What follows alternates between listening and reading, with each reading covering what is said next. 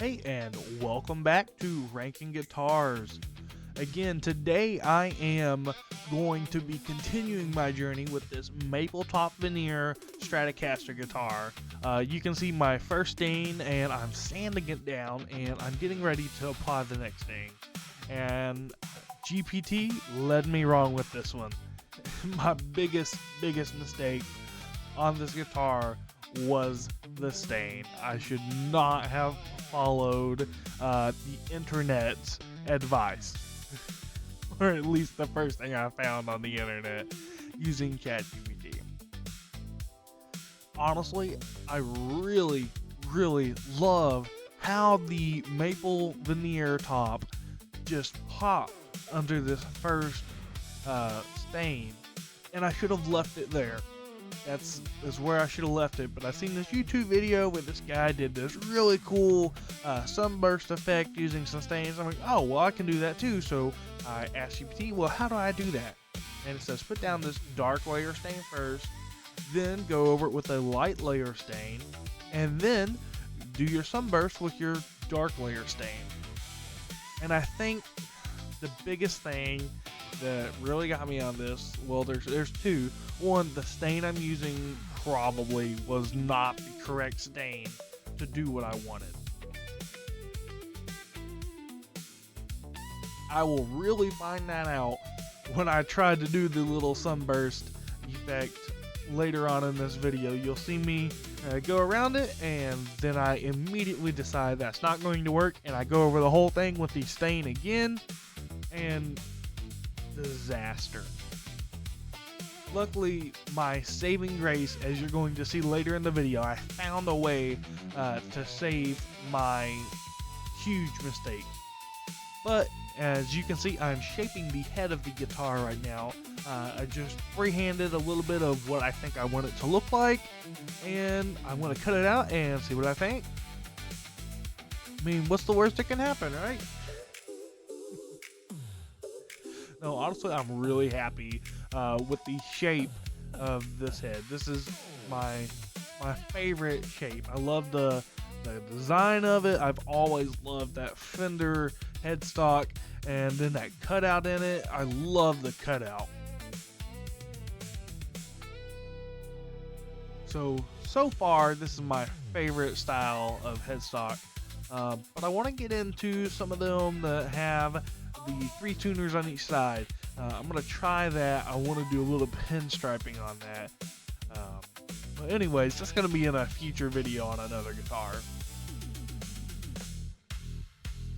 You're going to see me shaping this guitar a lot. I'm using my Dremel with a wood carving bit on it, and I'm really impressed with how well this combination works. It really just, it gets in and it cuts and it works. Shout out to Guns and Guitars for first showing me this setup. The pin attachment for the Dremel is a life changer. It really works well. It lets you get a lot of control, and I've been using this attachment for years now. Yes, there are some things where I prefer having the bit just straight in the chuck of the Dremel, but that pin whip attachment is amazing. 10 out of 10, highly recommend. And I keep saying Dremel. No, I don't have an actual Dremel. This is a rotary tool, but everybody calls them a Dremel. Here is the second biggest mistake I made on this guitar, is I'm sanding the entire neck down and I'm going to stain it. I thought this was a great idea. I'm going to match the body of the guitar. It's going to look amazing. The ideas that come into my head, sometimes they are amazing, and sometimes they're not it. If I would have had the stain come out immaculate on the body of the guitar, just like I want, then sure, this could have looked really good, but it didn't. And I find that out later, and I end up later on in another video, I'm going to have to sand all of that stain back off And I never should have done it in the first place. I should have just left it as is, and I learned. I learned from this experience, and I'm not sure if I'm ready to do a stained guitar neck. I don't know if I really like that look.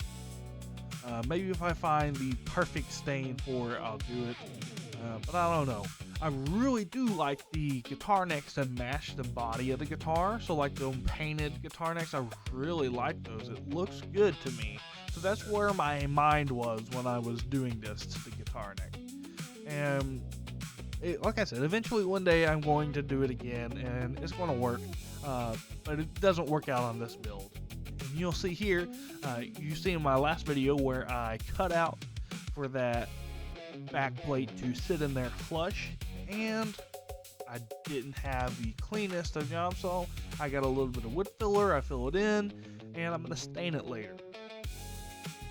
This method works great. I definitely recommend using wood filler.